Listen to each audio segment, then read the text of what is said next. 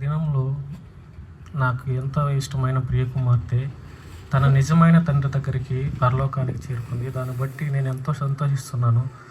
చాలామంది మీలో ఆ విషయాన్ని బట్టి చాలా రకాలుగా ఆందోళన చెందుతుంటారు.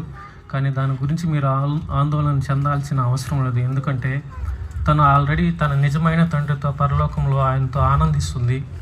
భూమిపైన ఉన్న మనము ఆయన ఆత్మ ఆరాధన చేయాల్సిన వారమై ఉన్నాం.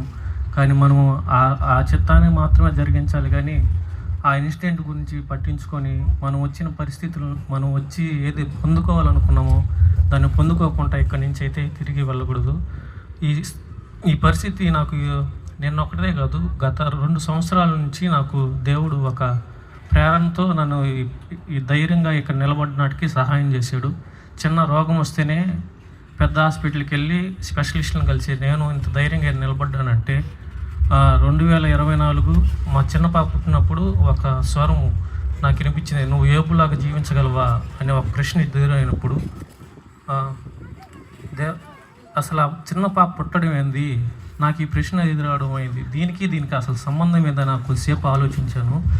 తర్వాత మా బాబుతో నువ్వు 3 ఏళ్ళ బాబుకు చెప్తున్నాను, నువ్వు మీ చెల్లెల్ని బాగా చూసుకోరంటే వాడు సరే డాడీ అంటున్నాడు. ఆ మధ్యలో ఈ ప్రశ్న ఎదురైనప్పుడు కొద్దిసేపు నేను కొంచెం ఆందోళన చెందాను. పాప పుట్టింది ఒక 4 గంటల సమయం అయింది. అప్పుడే ఈ ప్రశ్న ఏంది అంటే ఈ పాపను ఇప్పుడే దేవుడు తీసుకుంటాడా అని ఆందోళన చెందినప్పుడు కొద్దిసేపు యోబుతో పోల్చాడు కదా, యోబుకి నాకు ఉన్న సంబంధం ఏంది, అసలు ఆయనతో నన్ను పోల్చుకుంటా ఉన్నప్పుడు అన్నిట్లో పోల్చుకుంటా వస్తున్నప్పుడు 99% ఆయనతో నేను సరిపోలేను, కానీ 1% మాత్రం ఆయనతో పోలిక అయిపడ్డా. అది ఏ విషయంలో అంటే ఆయన ఎవరిని సేవిస్తున్నాడో నేను సేవిస్తున్న దేవుడు కానీ ఆయనే. కాబట్టి ఆయన ఆశీర్వదించిన దేవుడు నన్ను ఆశీర్వదిస్తాడు, ఆయనకి ధైర్యం ఇచ్చిన దేవుడు నాకు ధైర్యం ఇస్తాడని ఆ ఛాలెంజ్ని కొద్దిసేపు యాక్సెప్ట్ చేద్దామా వద్దా అని ఆలోచన చేస్తున్నప్పుడు లాస్ట్కి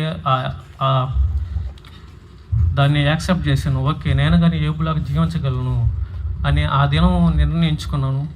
అప్పటి నుంచి చిన్న పాపలకి బాబుకి కానీ ఆ రోగం వచ్చినా అంతకుముందు అంతా నేను ఆయన మా వాక్యాన్ని ఎతికి ఆయన పాటలు ఎతికి దాని ద్వారా నెమ్మది పొందేవాడిని. తర్వాత ఆ దినం నుండి ఏది పరిస్థితి ఎదురైనా యోబులాగా ఉండాలి కాబట్టి ప్రతిదాన్ని ఎదుర్కోవాలి అని నన్ను నేను సిద్ధపరచుకున్నాను.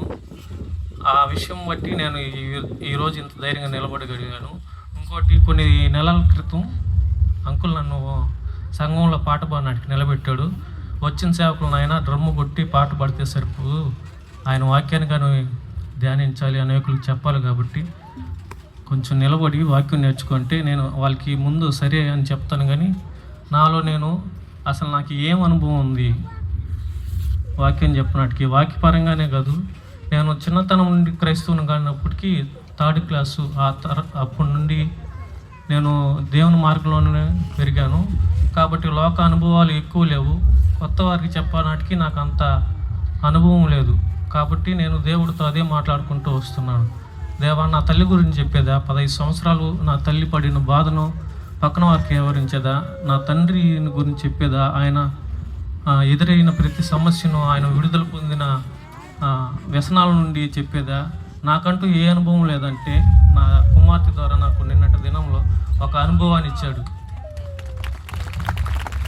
కాబట్టి మీరు ఎవరు దాని గురించి ఆలోచించి బాధపడాల్సిన అవసరం లేదు. మనలో అనేక సేవకులు ఉన్నారు, కానీ మనం అలా కుటుంబాలు కోల్పోయిన వాళ్ళు ఉన్నారు. కానీ మనం యోబునే ఎందుకు చూస్తామంటే మనందరికంటే ఎక్కువ నష్టపోయింది యోబే, మనందరికంటే ఆశీర్వదించబడింది యోబే. కాబట్టి ఆయన్నే ధైర్యం ఇచ్చిన దేవుడే మనకు ధైర్యం ఇస్తాడు, మనల్ని నడిపిస్తాడు. కాబట్టి మీరందరూ వచ్చిన దానికోసం దేవుని కోసం ఆరాధించి ఆయన స్తుతించి ఆయన మనకు ఆయుష్ ఇచ్చినంతకాలం ఆయన కోసమే జీవించి తిరిగి ఆయన దగ్గరికి వెళ్ళాలని కోరుకుంటున్నాను.